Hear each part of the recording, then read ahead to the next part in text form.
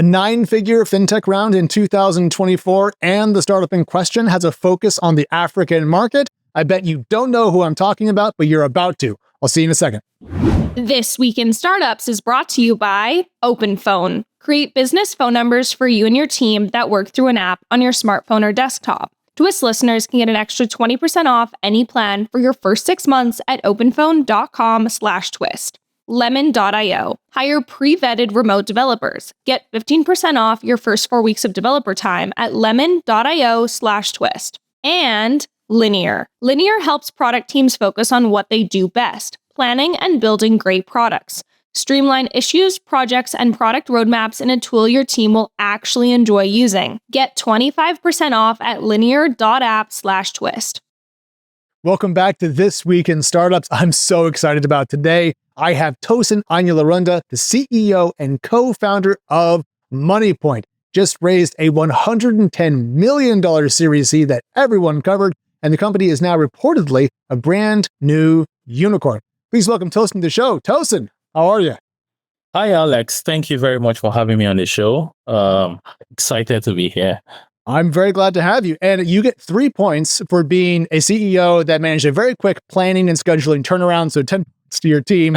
We really appreciate it. I want to get to the present moment in a second, but I also want to go back in time because Moniepoint, and this was a new learning to me, actually started off life for the first, I think, 4 years as a company called Team Apt. So I'm hoping you can tell me just a little bit about the start of the company up until the point in 2019 when you launched Moniepoint. Yeah, of course, Alex. All right, so Moniepoint started as Team Apt, like you mentioned. It was founded in 2015. It was founded when I and my co-founder left our previous place of work where I was an engineering manager and a product manager, and he was a software engineer, and we formed Team Apt. And Team Apt was a software company where we're building white labeled software solutions for banks. These were digital banking solutions for merchants, for businesses, for consumers, sometimes back office operations, reconciliation systems, assets and liability management systems. So it was a software shop. And we did that for about 4 years. And this was a critical period for us because it was a critical period where we learned a lot about profitability and running a company on not necessarily on a deficit. We've always figured out that at the end of the day, what matters is to have a very large pie, and next is to have a good portion of that pie. So we focus on having a business that's going to be worth a lot before we now figured out how to raise funding for it. So since the first 4 years, it was a software business when we were not too confident that this was something we should raise funds for. And in 2019, we decided to pivot that business model into something we felt like could be far larger. I want to pause you there because when I was learning about Team Apt, just prepping for our chat today, you guys ended up supporting something like 26 out of the top 30 banks in Nigeria. And I read that you scaled the revenues of Team Apt to 7 figures. So it didn't seem like that business struggled. So I'm curious about the gap between the results and your stated, lack of confidence in it. What am I missing there? Yeah, I mean, it's like, a software business is a service business. And in a service business, it does not have recurring revenue. It's based on winning contracts. That's the first thing. The second thing also was we were going to be restricted generally to the total addressable market of banks. And I felt like we should choose an industry where the serviceable and addressable markets are far larger. And more importantly, we could see the gaps in the services that the banks were giving to their customers. And we knew that these services could be better. So that's why we decided to do the pivot. But here's the thing that I have as a question there, because it feels like you guys went from servicing and helping the banks become more digital and more modern. And then you decided to, in a way, go out there and almost challenge the banks. Is that a fair kind of like encapsulation of the pivot in 2019? Fair enough. Actually, that's what it is. We made it a mandate that we were going to be one of the biggest financial service provider in the country. So yeah, fair enough. I absolutely love that. But tell me a little bit about kind of like day two. So you guys decide 2019, we're going to change the business. It's also the year you went on and raised your first external capital. I think it was a $5.5 million round. How hard was it to kind of put aside what you had done and had take that leap of faith into essentially a net new business? Because we were resolute about making that pivot, we knew there was no way back. And what we essentially did was split the organization into two. There's a part that was business as usual. Just make sure that all our contracts close properly. Nobody comes after us. Nobody sues us. Maintain it and close all our projects. The second part, you focus on the new things. And I pushed my own personal attention into the new things. And we did a couple of experimentation of what do we think the industry will like, what will stick. We attempted to launch merchant acquiring online and offline. The rest is history. So let's talk about that early history, because Moniepoint seemed to grow very quickly from 2019 after you founded it. I think that by 2021, you guys had onboarded 30,000 agents and were doing about 23 million transactions a month. So one, how did you get such insane volume so quickly? And can you explain to people who may not be familiar what an agent does in the Moniepoint context? Of course, Alex.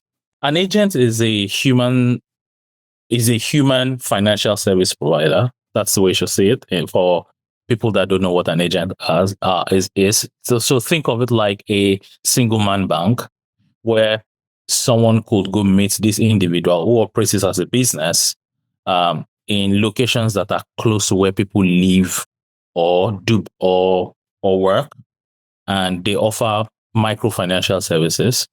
And these financial services are like cash withdrawals, cash deposits, bill payments, airtime purchase, account opening, and in some cases, account support services like debit card issuance. And these agents are pretty important because they bridge the gap for financial inclusion, where they can allow people to earn trust and access digital financial services that otherwise they would have needed to go to a bank branch to access. So you could think of them as miniaturization of bank branches done by entrepreneurs that are close to where people work or live. Is there a need to help people who may have less of a technological background make the jump from cash to a digital banking situation? And that's why having a human agent helps, because it puts a human face on effectively the cloud? Alex, you got it right. So these are like trust centers where people are like, oh, okay, I know this guy, and this guy opened the account for me. Hence, I now put my money in this account. I don't need to carry cash around. And of course, when I need cash, I can go to him to withdraw some cash. And when I want to put money into it, I go to this guy. So I don't need to really go to a big branch that's probably 10 kilometers away. I bank with this guy that's close to me. So that's what agents represent. And this, of course, the services that they give are digital financial services. Right. Because their customers are actually digital customers. The customer coming to them will typically have a bank account and a debit card. But for them to now access, for example, cash withdrawal and cash deposits, they go to an agent. They want to get a card, they go to the agent. So they're essentially mini bank branches where people get digital financial services. Are these agents your employees, or are they separate people that run their own effectively small business? They are business owners. They're small businesses. Well, I mean, that matters because, just learning more about Moniepoint, prepping for our chat, I learned that you guys have a pretty serious SMB and kind of mid-market focus, at least at the start. So Indeed. Not only were you servicing those types of companies, you were also helping to build up new ones. I kind of like that kind of full circle moment. Exactly. And what Moniepoint does is we power small businesses. So these agents were some of the small businesses that we got initially. And and one of the major reasons they came to us was that for them to be able to offer cash withdrawal services, they needed to have a point of sale device that people can use to withdraw cash. So it's almost like if they were in the US, they would have gotten a Square device where they can use to charge cards and give cash to people, essentially human ATMs. So, and going back in time, when you were Team Apt, you guys actually built a point of sale acquiring solution. So you already had some POS bona fides, if you will. Exactly. And as an engineering manager and as a product manager, I was pretty exposed to point of sale systems, just like my co-founder, also Felix. So we already had the experience in the market, knew what some of the problems were, some of the things that we needed to give to the market. So these were pretty clear prior to that.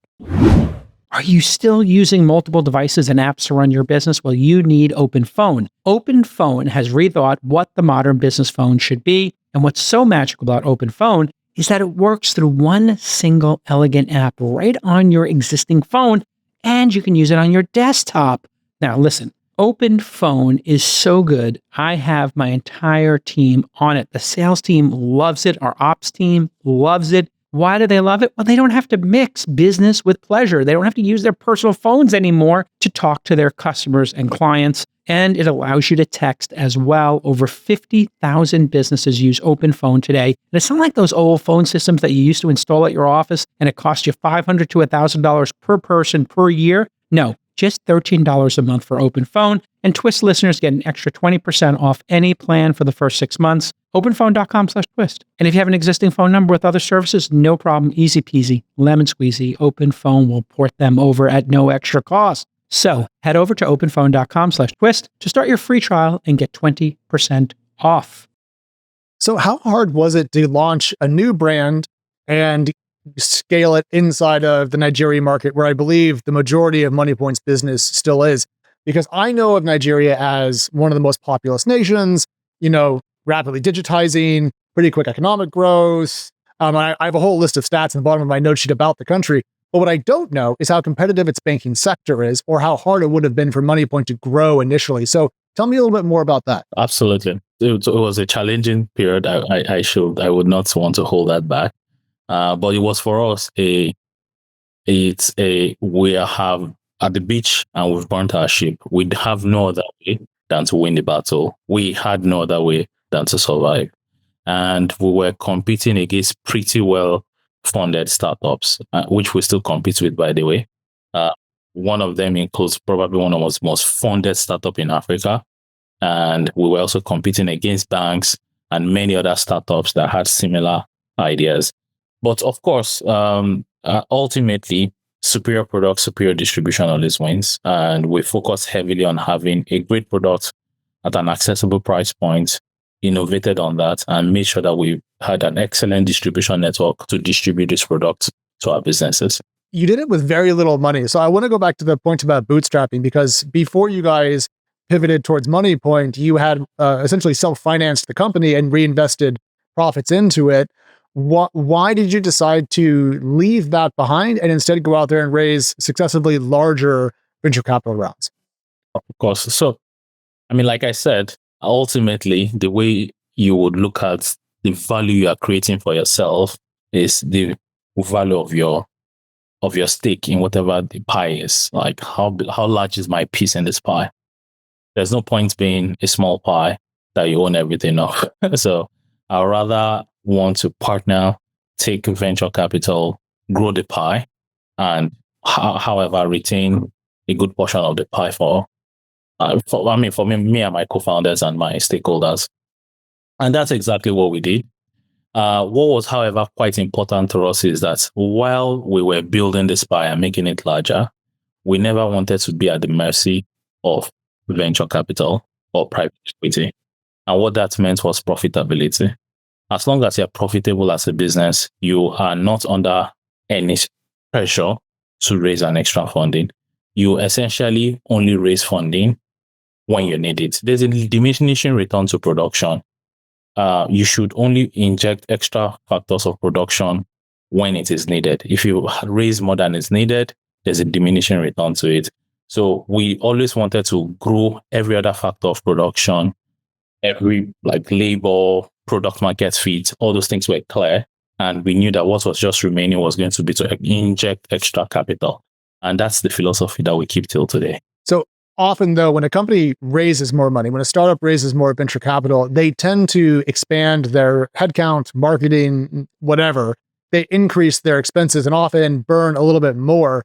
Does Moniepoint, after raising a round, accept a period of unprofitability as the capital is invested? Or do you guys try to remain profitable even after a new venture capital round? The philosophy is to always be profitable. So it's a balance between growth and how much you burn for growth, right? And Moniepoint has for the max we've ever been unprofitable was 6 months in the first 6 months of our first fundraise. And we quickly went back to profitability because we simply could not bear that risk. I think that in markets where you think it is pretty easy for you to raise funds, it's not going to be a problem. I think it's fine if you want to go quite unprofitable. But if you run a business that you are not pretty sure how long the next fundraise is going to take you, if you are going to get there, you are taking a pretty huge risk. And it's a business that's based in Africa. It's a business where venture capital is not as rich as what you're going to find in the Western countries, and as well as also a B2B business that is fundamentally unit economics positive. The only reason why you'll be unprofitable is burn. It's just simply OPEX. So as long as you can reach the growth target that you have set for yourself with a burn rate that is less than what you have, that is less than your gross profit, you're fine. Essentially, attempt to burn everything that every other margin that you're making. Just make sure that you're not in a position that you're at the mercy of anybody. I think it's a pretty straightforward philosophy. I like that because it's external capital, very useful. Having someone else own your future, less attractive. I mean, let's be honest, who wants that? Exactly. And if you're profitable, you can tell your investors to go take a hike, because what are they going to do? Exactly. I mean, it's a risk exercise. If you think that you need to burn everything and more, maybe you're fighting some tough battles and you have a very clear path to how you're going to raise. Maybe you're just extra capital is just a simple phone call away. Make that risk. But majority of the startups are not in that position, and they simply follow a philosophy of where, we must be unprofitable. And I think another fear that most people have is that when you are unprofitable, companies are forced to be valued on the basis of gross profit or revenue, as multiples of gross profit or revenue. And typically, you are not yet held to any accountability that comes with EBITDA positivity. And this generally leads to inflated valuations. But when you start getting profitable and there's an expectation of the bottom line, you start getting EBITDA multiples, which is inevitable. It's quite inevitable as you start getting matured, because ultimately investors want to return. So I feel like that's another reason why a lot of startups take that approach. But it's, like I said, it's a different thing if you have easy access to cash. Burn what you need to burn for growth. Well, I mean, I think everyone thinks they have easy access to cash. I mean, every startup that raised 150 million in 2021 thought they were the next Microsoft, and that the next capital was always going to be there. So even, I think, in markets with the most developed venture capital networks, be it California or pick your favorite, I mean, the risk is still there. But I want to underscore what you just said by talking about the results of the business, because it's been pretty impressive. You guys shared data with the Financial Times regarding your historical growth in both 2023 and 2024. And Tosin, in 2023, for the period of 2018 to 2021, you guys had a compound annual growth rate of 321%, which is pretty insane. And then you added another year. So from 2019 to 2022, it was 332%. It actually went up. Those are some of the highest numbers I can recall seeing on a compound basis. So I have to ask, is this one of the fastest growing startups in the world right now? It's cool to have hard numbers. I don't usually get such, I mean, these were exercises that were done on the basis of, I believe audited accounts or, management accounts. I'm not sure what we shared. I mean, all I could say is that we were insanely lucky and we worked extremely hard at the same time. The insane luck that we had was we rode a massive wave of digitalization which is a strong tailwind. Uh-huh.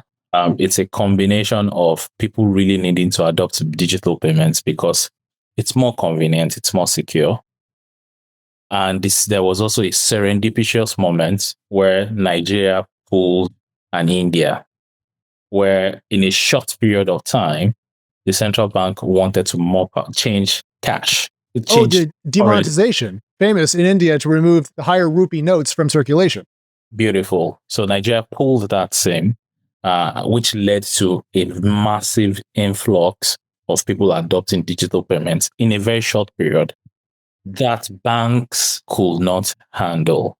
So a lot of banks failed. The infrastructure were not set up for such massive increases in volume. And of course, we being a fintech company, tech first, hosted in the cloud, were able to absorb such massive inflows. So this also led to an establishment of the brand and a strong brand equity to say Moniepoint is associated with reliability. Of course, this compounded growth and at the same time increases the general digital payments volume in the ecosystem. The hard work there is being prepared for it, and we're so aware. Yeah. Well, I mean, preparation is how luck is made. Preparation and opportunity meet, luck comes out of it. But I will say I'm surprised by your answer because I thought you were going to say the COVID-19 pandemic pushed people towards a more digital banking environment, but you had an entirely different answer. So I'm curious, was COVID a factor in the company's growth? You're right. I missed that. And that started, of course, in the COVID years. The COVID years were also massive uptake in digitalization, where it was driven by the fact that people couldn't go far and they needed to adopt digital payments, either directly to merchants or through agents. So there was a massive, as much as just like most fintechs saw a massive increase in their volumes. COVID happened, then also demonetization happened. So when I was looking at the list of all the fastest growing African companies, which you guys took part in, I was really impressed by all the numbers. But I just want to go back to that increase in your compound annual growth rate from 2018 to 21 to 2019 to 22. Has the company managed to stay in the triple digit growth pace since 2022? Because my data stops about 22 months ago. So I'm curious what's happened since those numbers. Yeah. Well, of course, we've managed to continue growing that way. I will not know what the compounded number looks like unless I do the calculation, but we have actually managed to continue keeping the growth. We are still onboarding more and more businesses daily. We have added more services. We now have a digital bank for customers, not just small businesses. Essentially, we're now closer to what Square and Cash App is now, where we are building both sides of the equation. We launched Cash Advance, working capital float for our businesses, where you could access short-term loans to be able to finance your business. Launch business tools, we're launching business tools, which is inventory management and other tools as a business that you need to operate. We launch debit cards, we launch savings. So these are extra products, and we're launching cross-border payments. So these are all extra services that we launched. That as you may know, as the company is growing, keeping the same growth rates becomes harder because you have a stronger base. It's easy to increase $10 million revenue to 20 million. It's not the same to increase 300 million to 600. So, but one thing that we would love to keep adding will be the growths, the same growth rates that we've been maintaining in the past. And to make a point about the numbers you just brought up, according to the same data set shared by the Financial Times and Statista, Moniepoint's revenue in 2022 was just under 149 million, which, honestly puts you at, even a couple of years ago, IPO scale. Add in a couple more years of growth to that number, Tosin. Are you guys considering an IPO anytime in the near future, or is that still pretty far out for Moniepoint? Yes. Obviously, we are backed by venture capital and private equity. They want, at a point in time, they will want to return fund, and an IPO is one of the paths to get liquidity for them to return funds. So it's something that we will consider in the nearest future. For now, we still just want to hunker heads down, continue making our customers happy, launch to more geographies, launch more products, continue growing. Growth rate, profitable growth is something that's extremely, extremely important for us, as much as the impacts that we're also having on the society. All right, founders, are you tired of doing all your own software development? Do you need help, but you can't afford all this time it takes to find great talent? Are you dreading the endless interviews and email chains just to find somebody great? It takes 6 months, it takes a year. Well, what you need is Lemon.io. Lemon.io has thousands, that's right, thousands of on-demand developers who can help you, and they've done the work already to vet these developers, making sure that they're results-oriented and that they're super experienced. Of course, they got to have competitive rates, so they're going to take care of that as well. And great developers are so hard to find and integrate into your team unless you're using Lemon.io, because they handle all that for you. They only offer hand-picked developers with 3 years of experience at a minimum, and they have to be in the top 1% of applicants, right? If something goes wrong, don't sweat it. Lemon.io will find you a replacement developer ASAP. So many of our launch founders have worked with Lemon.io, and they've had great experiences. So here's your call to action. Go to lemon.io/twist and find your perfect developer or the perfect tech team in 48 hours or less. That's right. And Twist listeners get 15% off the first 4 weeks. Stop burning money. Hire developers smarter and faster at lemon.io/twist. So one thing we talked about actually before we hit record was the makeup of the Moniepoint office setup. You guys have a UK office, you have a US corporation. You're kind of a micro multinational in the way that I think of it. If you guys were to list and go public, you have a variety of options. And I'm just curious. I know this is me just having fun, but would you want to float in an African index, in Europe, in the US? Where would you kind of look first? I think by the time we might be taking a look at an exit that may look like an IPO, we show the multi-geography. And at that time, that opens up a lot of the typical places to float for such businesses. It would be hard to say anyone, to be honest, right now, without consulting the lawyers or saying anything. That is a very responsible answer. That's the good question, but I don't want to get in trouble when I hang up. So it's a bit hard to say that right now, but I know that all the options you mentioned are all up for consideration. Okay. Yeah. I just think it'd be cool to see more dual listings in like the US and Africa or across the Atlantic or, whatever. I think it's cool when companies that have roots in different parts of the world list in more than one place, but we don't see it too often. I think just because the American markets are so deep, if you go public on the New York Stock Exchange, it's going to be fine, but it's a little boring, so I'm hoping that when we talk in, 18 to 24 months, when it is IPO time, we'll have some fun things to add in there. But Tosin, we have to go back really quickly to your point about adding consumer banking, because Moniepoint did very well on the SMB, on the business side of things. And then you guys decided to open up to just regular folks. And to me, that feels like a pretty big change in, your focus, because selling to individuals is harder than selling to businesses. So why was that the right move for Moniepoint? Oh, yes, of course. Focus, first of all, let me state unequivocally that our focus is still on businesses, especially small businesses. And the launching of the consumer business is just a way to also continue in that line. And we launched consumer business in Nigeria when we saw that for us to also continue servicing our businesses well, customers also need to have access to digital payments that are real time and instant.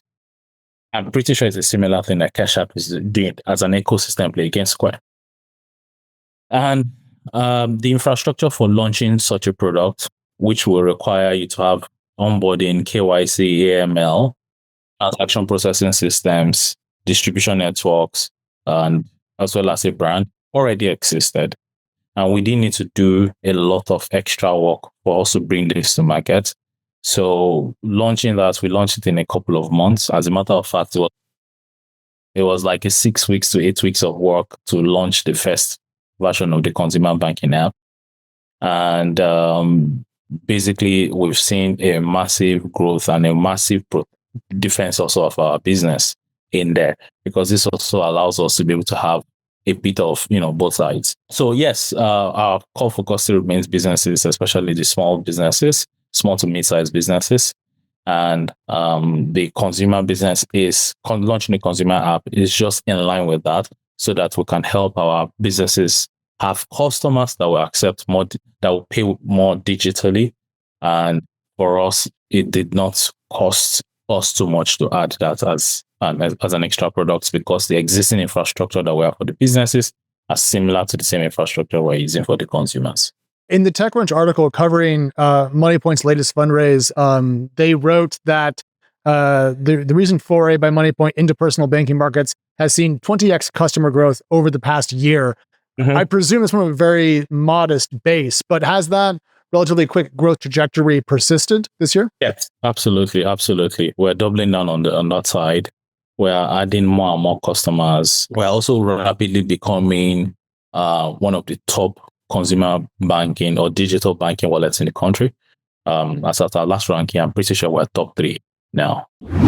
Founders, if you want to build beautiful software products, you need a beautiful development platform. But the problem is most issue trackers, they just aren't helpful and they feel like a chore to use. Linear is different. It's developer first, incredibly fast, beautifully designed, and it's purpose-built for how modern product teams work. With Linear, you can streamline bug reporting and task tracking, plan and spec new features, and manage your long-term product roadmap. That's why Linear is the tool of choice for tech companies of all sizes. Half of YC companies build with Linear. That should tell you something. And it powers Cash App, Scale AI, and Vercel. So here's a call to action. See for yourself why product teams love Linear. Visit linear.app/twist, linear.app/twist to try Linear for free with your team and get 25% off your first year. That's linear.app/twist.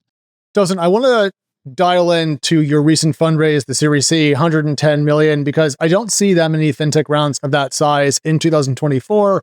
And also we've seen venture capital numbers for African-focused companies come down.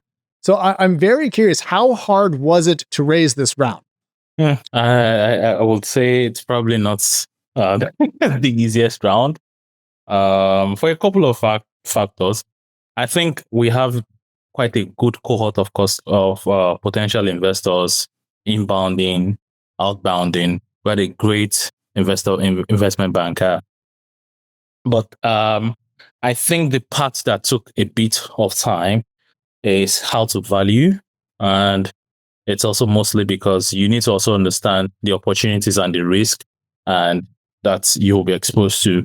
For example, currency devaluation risks. What does that mean?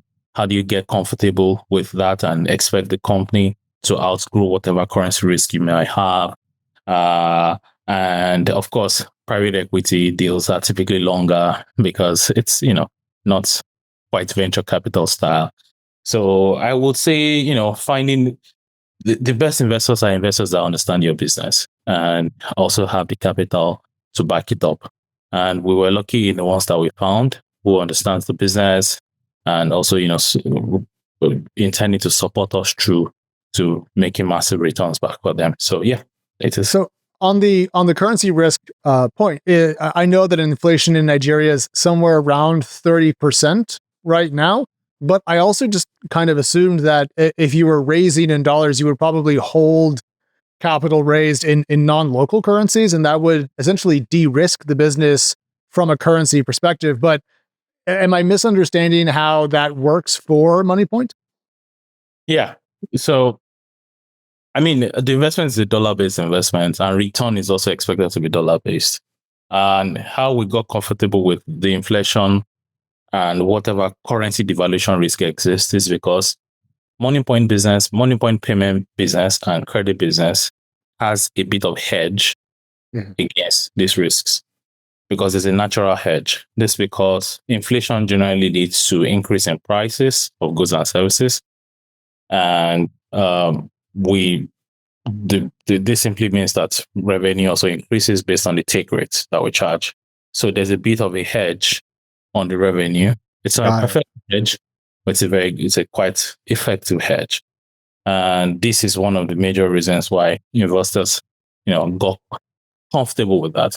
Plus having a management team that they can bank on, who will, work really hard, attempt to make the best decisions, remain prudent and capital efficient, be very growth driven, combined with the fact that we have a Pan-African ambition to also expand outside Nigeria and go into more countries, which is something that we're working hard on seriously.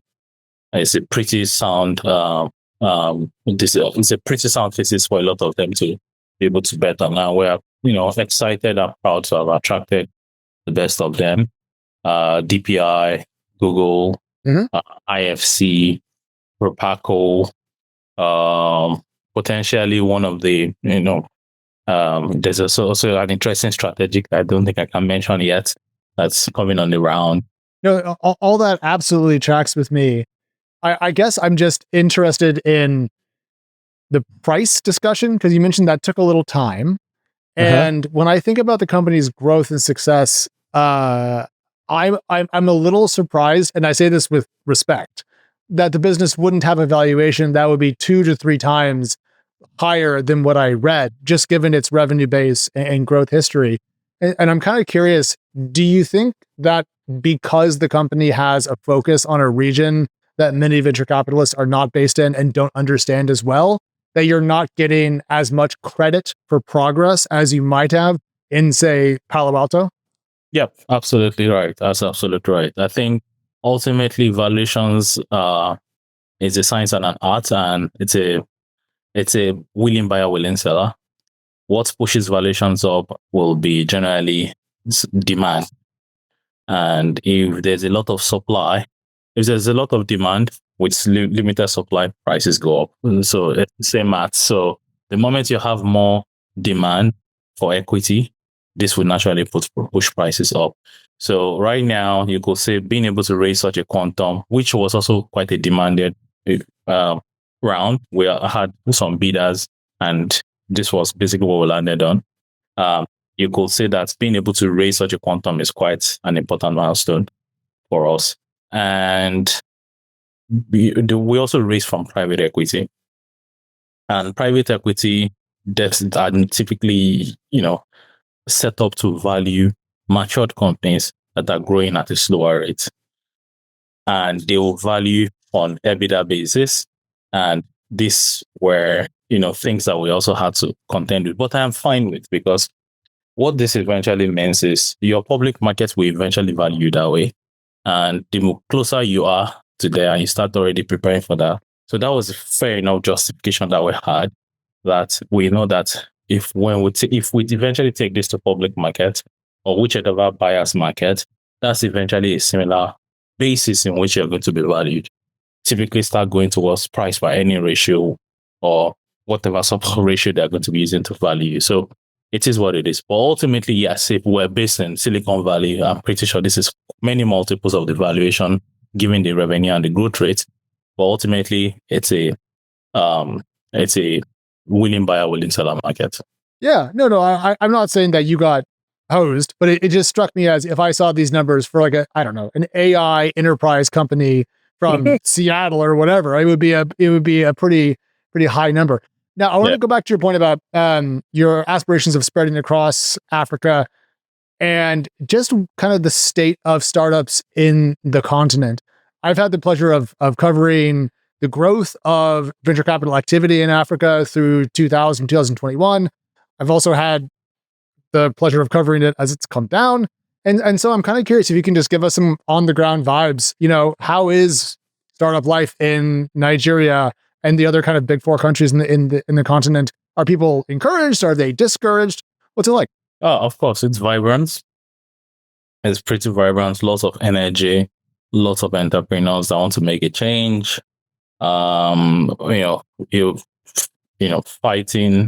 a little bit more infrastructural forces, a little bit more macro forces, but much more vibrant than ever.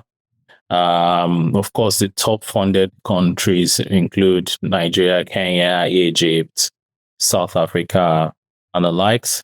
Yes, there you go. Beautiful.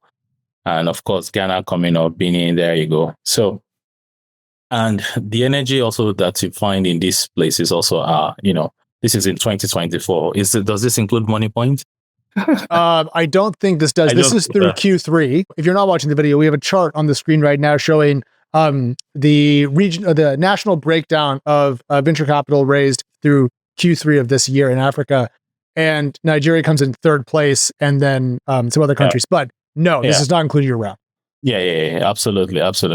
And of course, Nigeria is going through a bit of a macro turnaround, and essentially there are fundamental changes being made to the economy. So you could say Nigeria is going to be quite an attractive destination in the future. Going back to the startups and what the market looks like, it's quite interesting. So the same themes that you're seeing everywhere are the same themes that are playing back. So you'll be seeing merchant acquiring themes, payment gateway themes, consumer credit themes, business banking themes. So the most attractive themes are generally going to be merchant acquiring online and offline. That would be the likes of us, the likes of Paystack that was acquired by Stripe. You will then also see a lot of cross-border payments. That's where you see the likes of Flutterwave,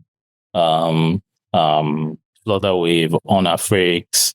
Then you see quite a lot of consumer banking. That's where you see the likes of OPay and see the likes of, Kuda that you mentioned. Mm-hmm. So the same themes, the same chimes, the same squares, the same stripes. You're saying, the same themes are what are coming up. You could say maybe Africa might be like 5 years or maybe 7 years behind. In some countries, maybe 5 years. Nigeria maybe 5 years behind. In some other African countries, maybe you could say 7 or 8 years behind. Yeah. South Africa is probably similar to, about maybe 3-4 years behind. So, I mean, same themes that are pretty familiar, but of course with the twists. Couple of twists that comes with all the different markets, regulatory twists, currency controls. You saw those twists also. I know you guys raised a lot of this money from other regions, but I'm curious, what's the very early stage scene like in Nigeria and Kenya and Egypt? Are there a lot of incubators, angel investors, places where people can kind of congregate and make a community? I guess I know that there's capital, I know that there's cool companies, but at the very earliest stage, I don't have great visibility into what's going on. YC has quite a cohort of them. That's true. Well, I thought the geographic diversity of Y Combinator batches had come down since they went back to an in-person setup. Oh no, I we still see quite interesting cohorts coming in yearly from many of different regions. So YC is great. Also, there are also some local startups, local accelerator hubs too. There's also, I think, Techstars. I think. Yeah. That's not local too, but that's also Techstars. So the part you typically see is a founder based in any of those 4 countries sees a thesis, begins to think about it, build something, apply to some of these accelerators. If they get admitted, typically supercharges them, try to go prove it out, a similar path. And now that they are also seeing, much more successful startups that are reaching later stages, Series C, Series D, it's also leading to a bit of angel investing that is coming back from this, founders who could, give angel investing as well as advisory at the same time. Yeah. You're also seeing family offices also setting up a small arm of their business, of their family office to also do some angel. For example, our first round was from a family office in Nigeria. Yes. Was that Quantum Capital Partners or was that OUI Capital? That's Quantum Capital. Okay. Yeah. Okay. So now, on the angel investing point though, Tosin, I was going to ask you this literally next. So thank you for the perfect segue. In the States, where I know the market the best, a lot of founders, after they've reached a certain scale, do begin to angel invest back really early companies. Is that something that you've been involved in?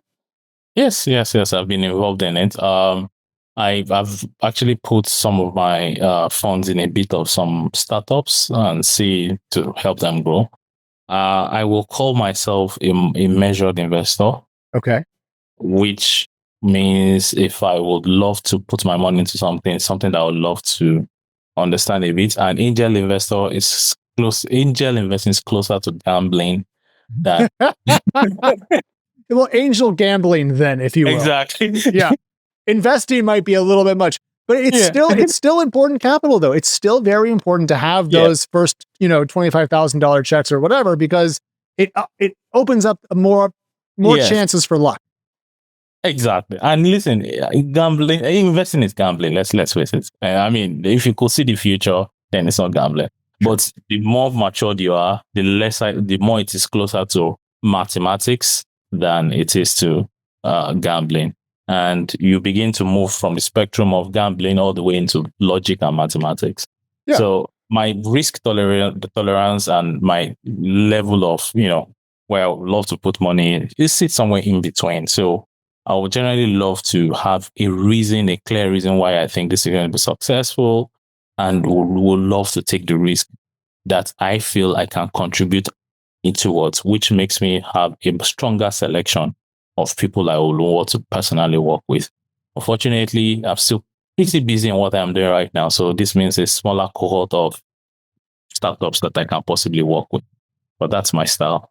I don't think having focus on your day job is a bad thing when you're the CEO of a growing startup. I think that's pretty reasonable.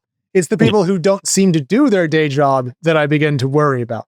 Tosin, before I let you go, I'm curious why people don't pay more attention to startups that focus on Africa, because you guys are doing really well. There's a number of other companies that I've been tracking for a long time that are also doing well. The Paystack exit was a big deal.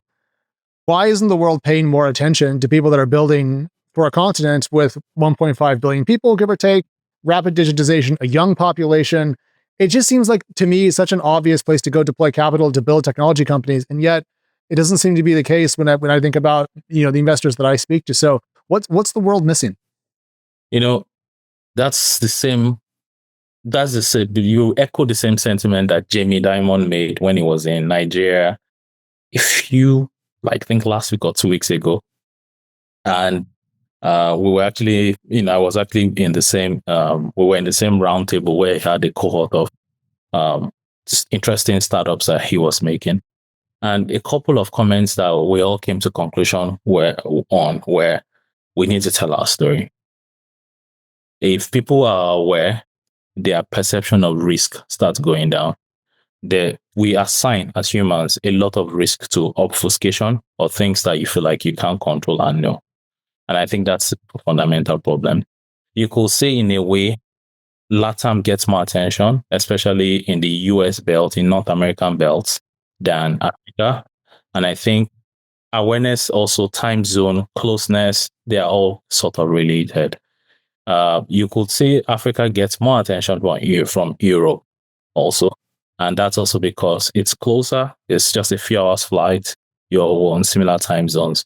So I feel like we need to do a lot more work as Africans or as North America to also be able to understand the continent where is the next frontier, where the next growth is, which has risks, but these are risks that you can underwrite. And when you understand this market a lot more, you will feel comfortable investing. We've been lucky to have US investors already invested with us. QED is one of our investors. QED is a very well-known, respected fintech-only investor. And I think we're their first deal in Africa. And I think this is something that makes them proud. So I will simply encourage a lot of investors to generally Africa, we should tell our story more.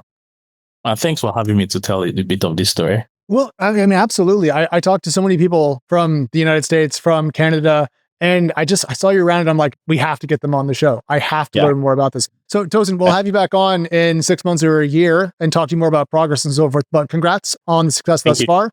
And if you're an investor and you're watching this and you want to go to Nigeria, call Tosin. He'll know where to send you and who to talk to, because my God, we should at least do some trips and get to know one another. Beautiful. Thanks, dog. All right. This has been The Speaking Startups. My name is Alex. We'll talk to you soon. Bye, everybody. Okay, I host every 6 months or so a workshop called Angel University. And this is where I teach people how to become professional angel investors. And the next time I'm teaching the course is on November 6th. And I teach it with my pal, Mike Savino. He's a partner here at Launch, one of my best friends. And it's based on my book, but everything I've learned since then. Obviously, you know, I've invested in over 400 startups. And if you've met me for more than 5 minutes, you know that Uber, Robinhood, Calm are amongst the ones that I've hit that have gone supernova. In fact, Uber is considered the greatest investment over the last decade or two in Silicon Valley. Robinhood, doing fantastic as well. And Calm, not yet public, but another great company. In this course, I teach you the fundamentals, my personal philosophy, and then I compare and contrast it to what other people say. And the most important thing is, how do you source and decide which companies to invest in? And then how to evaluate those companies. I have a criteria. I have 13 reasons to invest in a company and about 30 reasons to not invest in them. We call those pink or red flags. Pink flag, it's something you can clean up. Maybe the cap table's a little messy. Red flag could be, a patent lawsuit that you don't think they could ever get out from under. And when we talk about those criteria for when you're picking a company, we'll also go into adding value as an investor in startup, and then portfolio construction scenarios, like how many investments do you need to have a chance at hitting an outlier? And if you haven't read the Power Law, you don't know what the Power Law is, the Pareto principle, go ahead and look it up. We talk about securing pro rata, very important, getting investor updates, what information rights are, and just so much more. We had 1,200 individuals join us for this workshop last year. We did 4 of them, so 300 people at each. Many of these accredited investors have also joined my angel investing syndicate, which is thesyndicate.com, and you get to see our deal flow. The workshop is open to all investors, whether you're retail or accredited, and all the proceeds of this go to charity. You can see a full list of the donations we've given at angel.university/charity. You can sign up at angel.university. So whether you're an accredited investor or non-accredited, or you're just interested in learning, visit angel.university to learn more and register. Again, the next class is November 6th. I'm going to be moving to twice a year for this because my schedule is very busy. So if you don't get in on November 6th, you're going to have to wait 6 months, clear your schedule, unless it's something really important for your family. You can take a couple hours and learn about how I make decisions and our team make decisions on which of these early startups to invest in. And it's not like investing in public companies where you can see how many subscribers Netflix has, or how many Uber rides were taken, or how many DoorDash deliveries occurred last quarter versus a year ago. No. This is a whole different set of criteria when you're dealing with a company in years 1 or 2, or even in year 0. So I hope you come. It's for a good cause. Again, angel.university/charity to see where all the proceeds go. I'm very proud of the work we've done, Mike and I and the team, over the last, 6 or 7 years of doing this. We've inspired people to find this new career. People say it's changed their lives and they love being an angel investor. A lot of times it's young people who sold their company, or it's young people who are professionals making a little bit of money. They're making 200 grand or 300 grand working at Google or something. And they just want to learn how to do this. And then all of a sudden it becomes a path to becoming a venture capitalist. Because think about that. If you have no venture capital experience and then you go apply to be a venture capitalist, and then I apply and I've made 15 angel investments and 2 of them have done well, and the founders speak highly of me, who's the venture capitalist going to hire? The person who took the initiative to make 15 bets, or the person who just wants to be given a chance? Right? You're going to pick the person with more real world experience. And then, a lot of people who are retired and post money, they're 50, 60, 70 years old, and they're sitting there at home on a mountain of cash, and they want to do something fun. It's a lot of fun to hang out with people who want to change the world. They're called entrepreneurs, and they're lunatics in the best sense of the word. They have crazy dreams, crazy ideas. And when you're an investor, an angel investor, you get to spend time with them, but you don't have to drag yourself to an office. You don't have to put in 60 hours a week. You can put in 5 hours a week. You can put in 50 hours a week, or anything in between. Being an angel investor, you make your own schedule. You meet the most interesting people in the world. Sometimes you hit a big winner. Sometimes you'll lose. And that makes it just so exciting. And so I think it's like a better pursuit than going to Vegas and playing blackjack or betting on sports. I love the idea of betting on startups, because you get all these non-financial rewards that come with it, which is you get to see where the world's headed. You get to see and you get to hang out with inspiring people and see their plans to change the world. It's just an awesome, fun career and pursuit, hobby, however you want to look at it. I hope you come. Angel.university.